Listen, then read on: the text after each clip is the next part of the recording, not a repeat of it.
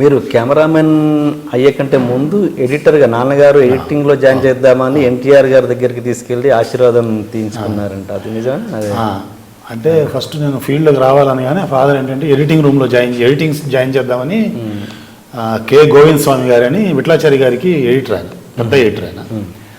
మా ఫాదర్ సినిమాలు కూడా ఆయన చేశారు, కె గోవింద్ స్వామి గారు. ఆయన దగ్గర తీసుకెళ్ళి జాయిన్ చేశారు నన్ను. ఫస్ట్ తీసుకెళ్లే ముందు ఫాదర్ తీసుకెళ్ళి రామారావు అంటే మా ఫాదర్ ఏంటంటే బేసిక్గా అంటే అవుట్ ఆఫ్ ది వేది ఎన్టీ రామారావు గారు లేకపోతే మా ఫాదర్ లేడు. సో ఆయన ఎంకరేజ్మెంట్ చాలా ఉంది మా ఫాదర్కి. ఎందుకంటే ఫాదర్ అప్పుడు రామారావు గారు ఏంటంటే ఆయన క్యాస్టు క్రీడు ఇవన్నీ ఏమి చూడకుండా టాలెంట్ని చూసి మా ఫాదర్ని బాగా ఎంకరేజ్ చేశారు కాబట్టి మా ఫాదర్ ఉన్నారు. మా ఫాదర్ ఉన్నారు కాబట్టి మేమందరం ఉన్నాం. ఇప్పుడు మా చిన్నాన్న కానీ మా చిన్నాన్న పిల్లలు మేమందరం కూడా మా ఫాదర్ని బట్టి మేమందరం. సో మా ఫాదర్ ఏంటంటే ఆయన దగ్గర తీసుకెళ్ళి ఆయన ఆశీర్వాదం తీసుకోవాలని తెల్లారి 4 గంటకి రామారావు గారి దగ్గర తీసుకెళ్ళి ఆయన కాళ్ళ మీద ఆశీర్వాదం తీగానే ఆయన ఏంటి బ్రదర్ అంటే ఇలాగ అబ్బాయి వాళ్ళ నుంచి ఇండస్ట్రీలో జాయిన్ అవుతున్నాడు అంటే, వెరీ గుడ్, చాలా మంచి పని చేస్తున్నారు బ్రదర్, అందరూ ఇండస్ట్రీని తిడుతుంటారు, మనం తిట్టకూడదు, అన్నం పెడుతున్న ఇండస్ట్రీ, మంచి పని చేస్తున్నారు బాబు, నువ్వు ఆల్ ది బెస్ట్ అన్నా, బాగా చేయి అది ఇది అని చెప్పి ఆశీర్వదించారనమాట. అది చాలా అసలు నా లైఫ్లో మర్చిపోలేను అది. అక్కడి నుంచి తీసుకెళ్ళి అక్కడ ఎడిటింగ్ రూమ్లో జాయిన్ చేశారు. ఎడిటింగ్ రూమ్లో ఏంటంటే అండి సినిమా ఎడిటింగ్ రూమ్లో, ఇప్పుడంటే సినిమా ఎడిటింగ్ రూమ్లో ఏంటంటే పొద్దున్న లోపలికి వెళ్తే ఎప్పుడు తెల్లారుతుందో ఎప్పుడు రాత్రి అవుతుందో ఏం తెలియదు అక్కడ లోపల. పైగా నా వర్కే ఉండేది స్పూల్స్ థ్రెడ్ చేయటం, లేదంటే పాజిటివ్ నెగిటివ్ కూడా కాదు, పాజిటివ్ స్క్రాప్ చేసి ఆయనకి ఇవ్వటం, ఇవే అనమాట. నేర్చుకునేటట్టు ఏం లేదు అక్కడ, ఓన్లీ కూలీలాగా ఉండింది నాకు. ఆ మూవీలలో థ్రెడ్ చేయటం ఇవి ఉండింది.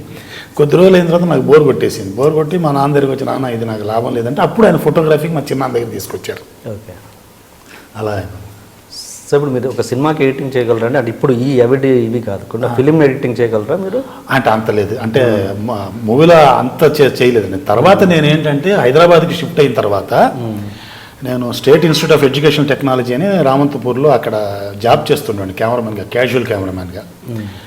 అక్కడ 49 రూపీస్ 90 పైసా ఎంతో వచ్చేది. మా నాన్న ఏంటంటే పట్టుబట్టి ఇక్కడ తీసుకొచ్చి నన్ను ఇక్కడ నేను ఒక్కడిని హైదరాబాద్ మెడ్రాస్లో ఉండేవాడిని, నన్ను ఇక్కడ తీసుకురావాలని ఆయన పట్టుబట్టి తీసుకొచ్చారు ఇక్కడికి.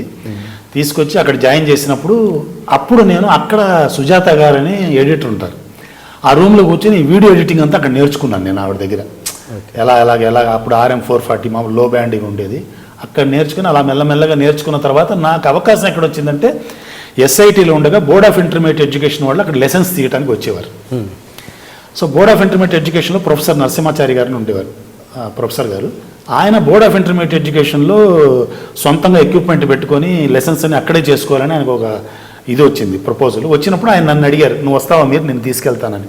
వస్తాను సార్ అంటే అప్పుడు నన్ను బోర్డ్ ఆఫ్ ఇంటర్మీడియట్ ఎడ్యుకేషన్లో 1700 రూపీస్ కన్సాలిడేటెడ్ పే కింద నాంపల్లిలో కెమెరామెన్ ఎడిటర్గా అనమాట. అంటే ఆ ఎడిటింగ్ ఎక్విప్మెంటు కెమెరాలు అన్నీ నా హ్యాండర్లు ఉండేవి, నేనే మొత్తం ఇదనమాట అక్కడ.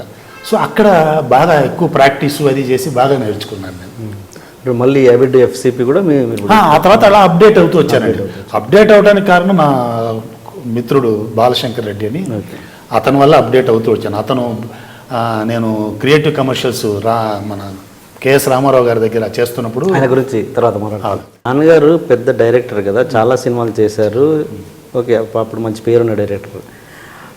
అంటే ఎందుకు సడన్గా డౌన్ఫాల్ ఎందుకు వచ్చిందండి? సడన్గా అంటే ఎందుకు, అంటే ఆ స్థాయి చివరి దశ అంత మీరు కూడా రామంతపూర్లో కిటికీలు లేని ఇంట్లో ఉన్నారు, అంటే నాన్నగారు ఏం సంపాదించలేదా ఎట్లా? లేదు, అలా ఏం లేదండి. ఫాదర్ ఏంటంటే అంటే ఈ కిటికీలు లేని ఇంటికి దానికి సంబంధం లేదు. అదేంటంటే నేను సపరేట్గా వెళ్ళిన తర్వాత ఇమీడియట్గా ఇల్లు దొరక్క నేను రామంతపూర్లో ఉండాలి, ఇప్పుడు SITలో పనిచేస్తున్నాను కాబట్టి అక్కడ ఎవరిదో ఒక ఇల్లు ఉంటే పాపం అక్కడ ముందు చేరిపోయాం మేము యాక్చువల్గా.